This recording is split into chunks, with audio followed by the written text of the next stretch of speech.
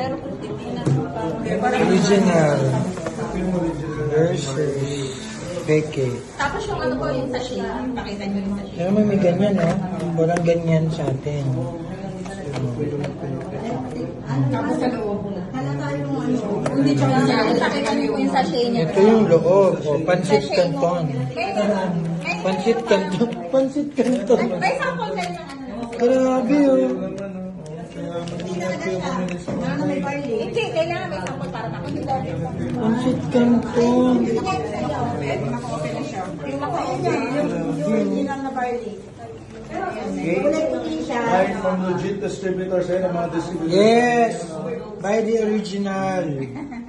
Kasi may nabili yung mami niya na peke. Wala tayong ganyan. So mapapamura ka sa mura nito. Peke.